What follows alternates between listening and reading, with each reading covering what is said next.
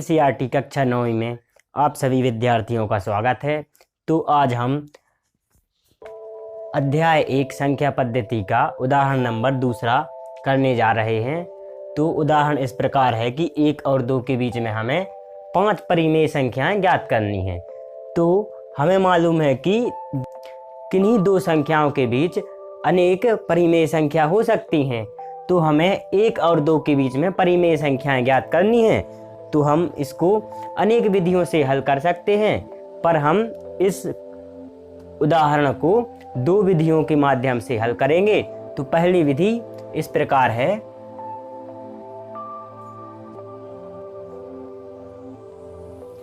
पहली विधि में हम 1 और 2 के बीच परिमेय संख्या सूत्र के माध्यम से ज्ञात करेंगे।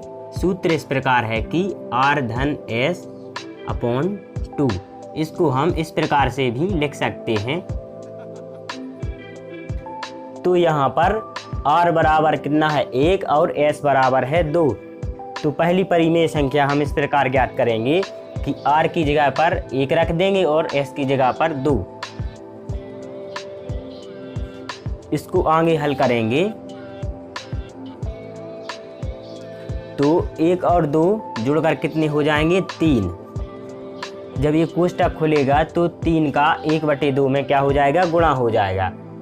तो ये 1 और 2 जुड़े तो कितने आ गए 3, और ये कोष्टक खुला तो क्या गुणा का चिन्ह आ गया। तो यहाँ पर 3 का गुणा 1 में हो जाएगा तो कितने आ गए 3/2।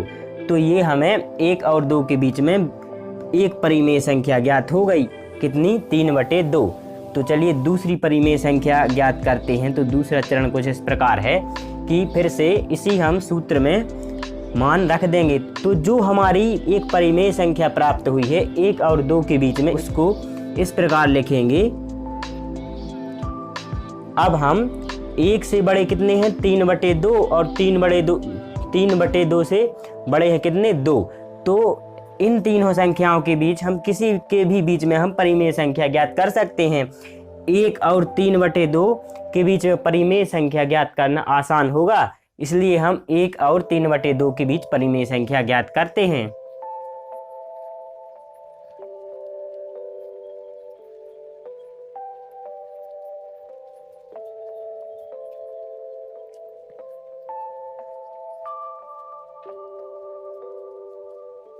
तो हमने अब r की जगह पर कितना मान रख दिया 1 और s की जगह पर कितना मान रख दिया 3/2। तो इसको आगे हल करेंगे। तो हम इसको पहले हल कर लेंगे, देखते हैं किस प्रकार हल करेंगे। तो यहाँ पर 1 में हमें 3/2 को जोड़ना है, तो इसको हम लघुत्तम समावर्तक विधि से हल करेंगे। तो इसके बटे में हम कितना मान लेंगे, कुछ नहीं है, तो हर में कितना होगा 1। तो ये 1 आ गया। अब इसको हम त्रियक गुणा करेंगे 2 का 1 में और 1 का 3 में। तो 2 का 1 में हुआ तो 2 ही आएंगे, और 1 का 3 में हुआ तो कितने आ गए 3 ही। और इस 2 का हर में गुणा करेंगे तो कितना आ जाएगा 2। तो यहाँ पर आ गए कितने 3 और 2 जुड़ गए तो कितने आ गए 5, और इसके बटे में कितने आ गए 2। तो हमारा आंसर इसका कितना आ गया 5/2। तो 1/2 और कोष्टक में कितने आ गए 5/2। तो अब इसके पश्चात हम ये कोष्टक को खोलेंगे। तो ये कोष्टक खुलेगा तो यहाँ पर गुणा का चिन्ह आ जाएगा। तो यहाँ पर 1/2 का गुणा 5/2 में करना है। तो गुणा इस प्रकार होता है कि सामने वाली संख्या को सामने वाली संख्या से हम गुणा कर देते हैं, कुछ इस प्रकार। तो ये गुणा हुआ तो कितने आ जाएंगे। तो हमारी दूसरी परिमेय संख्या 1 और 3/2 के बीच में निकलती है। तो हम इसको इस प्रकार लिखेंगे।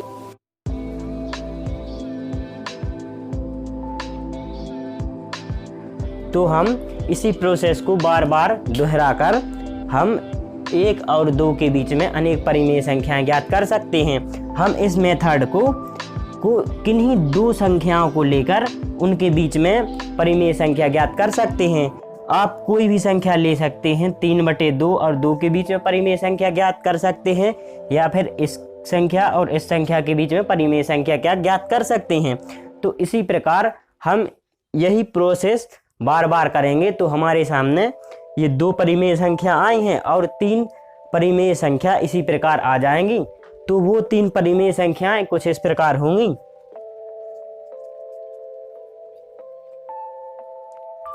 तो इसी प्रकार 3 परिमेय संख्या इस प्रकार होंगी।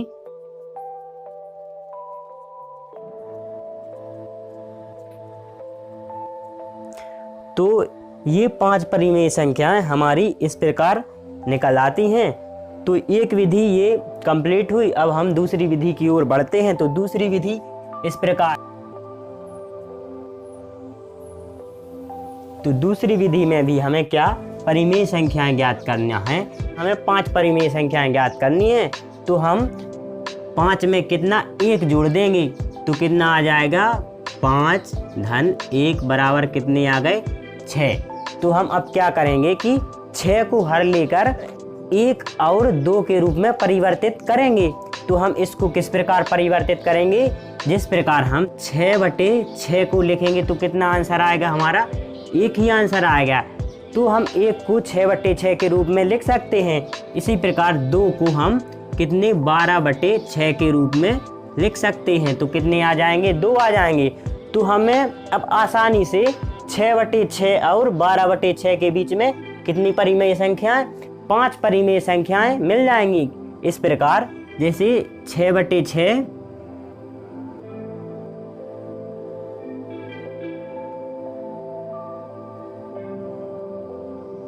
7 के बाद एक संख्या बढ़ी तो 8 9 10 11।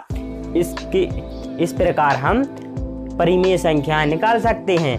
तो 6/6 कितना होगा 1 ही होगा।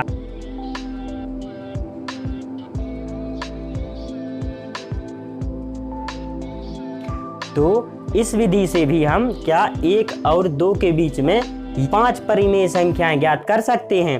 तो ये थी हमारी पहली और दूसरी विधि क्या परिमेय संख्या ज्ञात करने की। तो यदि संख्या 1 और 2 या फिर 3 और 4 के बीच में ऐसी संख्याओं के बीच यदि हमें परिमेय संख्या ज्ञात करनी है तो ये विधि सबसे अच्छी होगी, क्योंकि इसमें हमें बिना जोड़ घटाने की डायरेक्ट परिमेय संख्या ज्ञात हो जाती हैं। तो नेक्स्ट वीडियो में हम प्रश्नावली 1.1 को पूरा हल करेंगे। तो मिलते हैं नेक्स्ट वीडियो में। यदि आपको इस प्रश्न में कुछ और समझना हो तो हमें कमेंट कर सकते हैं। हम उदाहरण 2 को दोबारा समझाने का भी प्रयास करेंगे। तो मिलते हैं नेक्स्ट वीडियो में।